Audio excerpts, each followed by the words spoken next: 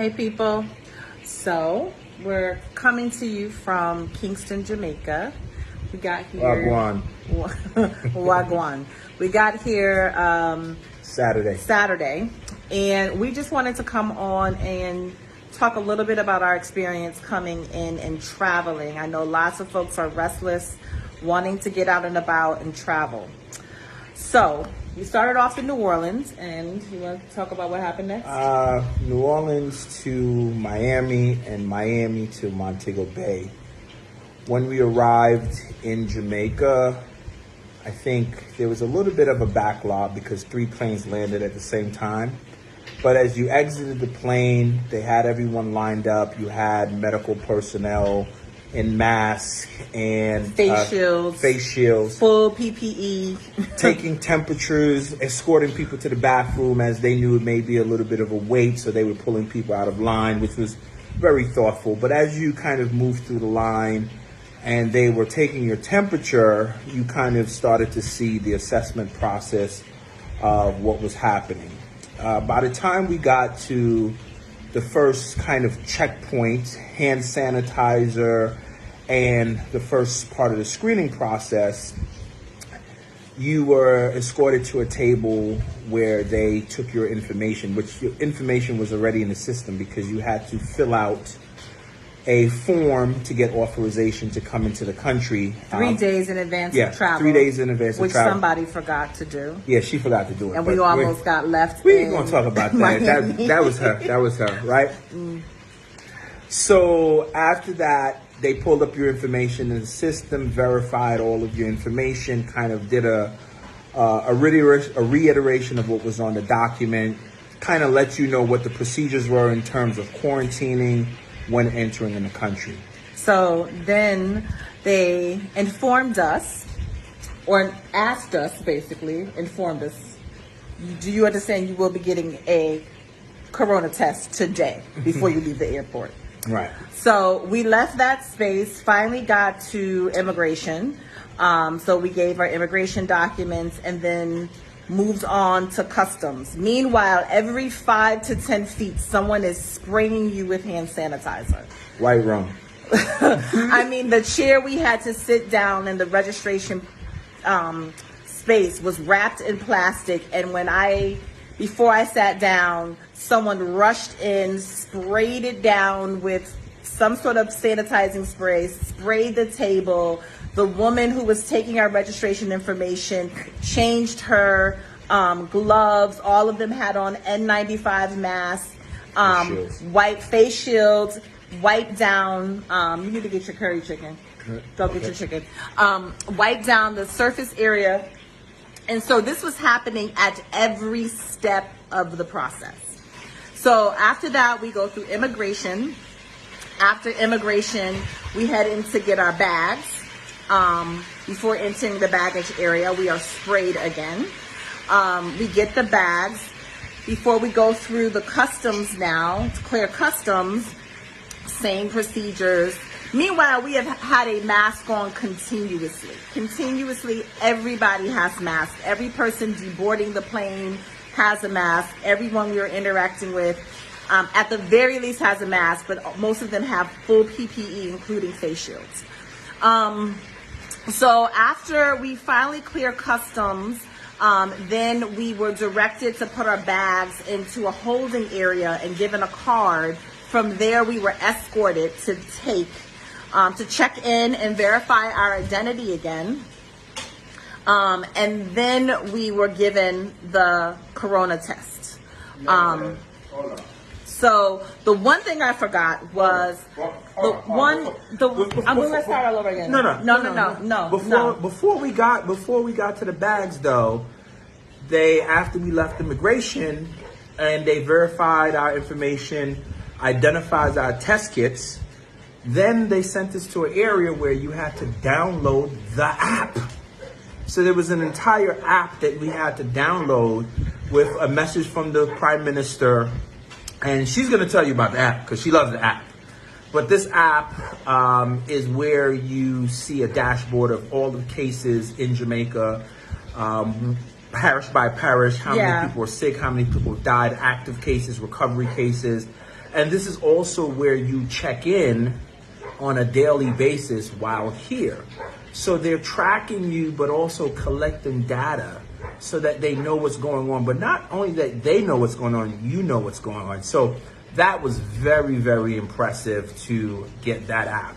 So once we got that app, got our bags, went through customs, then we had to go through another checkpoint. So I think right now we're at 6. Off the plane temperature, first checkpoint into the screening area, then the next checkpoint into immigration, after immigration into baggage claim, after baggage claim into the app, after the app to actually get the bags, and then after the bags to go through immigration. So yeah, we're about 6 or 7, right? So then we enter into this next line, we go outside, they take our bags, store them, and then we had to go to this other line where we had now downloaded the app. We had been sanitized about 6 times, and we were given these documents to show that we had gone through these procedures and that all of the paperwork matched from when we signed up online to what we confirmed to when we were on the ground. For that information being matched up with test kits for each of us for 2 corona tests, 1 nasal and 1 mouth swab. So then now we finally, after all of that, then we get to the doctors who are on the outside of the airport, who then take Intense on the outside of the airport. A nasal swab and then a oral swab. And then, only then were we then given additional paperwork that we can then come back to get our bags to then leave the airport. Now, tell her what happens after you leave the airport when I go check on my curry chicken that I'm cooking. So after that, I mean, it's been amazing. So we actually flew into Montego Bay, even though we're staying in Kingston. And so someone had to come pick us up, which meant we had to travel. And as soon as I left the parish where the airport is in Montego Bay, as soon as I left the parish, the phone went off and was like, where are you going? You need to check in with us. You're traveling, you're moving. So it was clear that the geo-tracking system works. But beyond that, what I've also seen is everyone here is wearing a mask. Everyone, even the man at the corner with the squeegee guy at the corner trying to squeegee the windshield has a mask. Everyone has a mask. If you've ever been here to Kingston, you know sometimes you have to go past a guard to go into a parking lot for a store. Those guards have on masks. You have to pull up. Usually they give you a ticket so that you can enter, and then you have to use that ticket to leave. They have thermometers. They take temperature checks to get into the parking lot for the store. When you get to the store, there's guards on the outside sanitizing you before you can enter a store, making sure you have on a mask, opening the door so you don't have to touch the door handle. And this has been our consistent experience, which is just night and day. And something we really wanted to come on and share, as we know a lot of folks are contemplating travel and is it safe? I will tell you the most unsafe part of our journey here was while we were in the United States. I have never felt safer about a situation. I know folks might have concerns around privacy, etc., and data and all of that. But if that meant that almost 150,000 people in the United States didn't have to die, I think I give up some privacy for a little while to ensure that folks will live through this pandemic. The other thing I really want to say about this is arrogance. This is arrogance. When the packet of information that we received from the Jamaican government, you can look on it and see a lot of it is World Health Organizational information that they white labeled for Jamaica, right? They put, Black people on it. They made it, adapted it for a Jamaican audience, but the back of it shows the information came from the World Health Organization. So just like Jamaica took the test from the World Health Organization, they also took materials, they took guidelines, they took protocols and put those things in place. And that's exactly why you see them having 10 deaths. And so what's ironic to me is we talk about Jamaica as a third world country.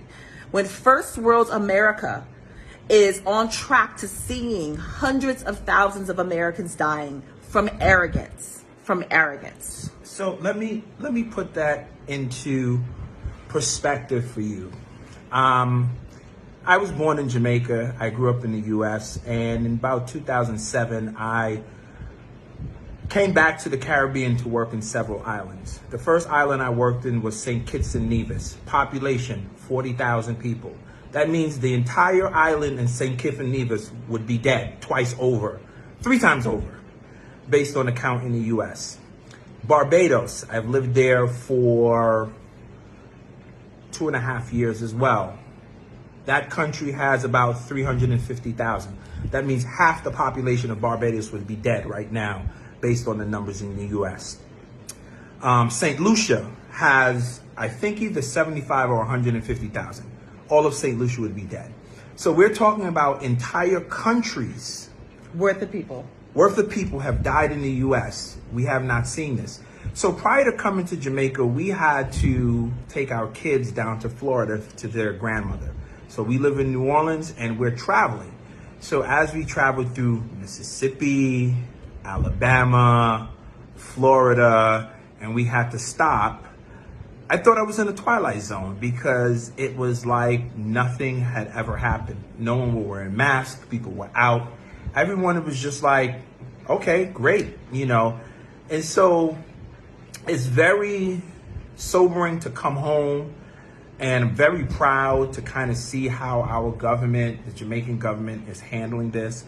And as Takima said, you know, nothing about their response has been, quote unquote, third world or developing nation. It's been a first world effort. And if we had even half the intentionality of what they had, I mean, think about what happened when our American citizens were coming back to the U.S. and just stuck in the airport. Nothing was done to kind of see where they were at, how to screen them, how to properly figure out where they're going and if they were infected. It's just a shame. It's just a shame. So anyway, we recorded this because we want this to be shared, especially amongst Black folks. Don't let folks tell you that our countries are inferior. We are the most intelligent people, and this is an example of putting Black intelligence to work to make sure Black people live and thrive. So just want to share this. Please share this, especially those of you who are considering travel. I recommend you find out if you want to travel, if they have things like this in place. I feel 1,000 times safer being here. In many ways, I'm counting the days so my children are, join us here because we are so much more safe here than we ever were back in the States. So anyway, I hope this helps y'all. Leah Thayer.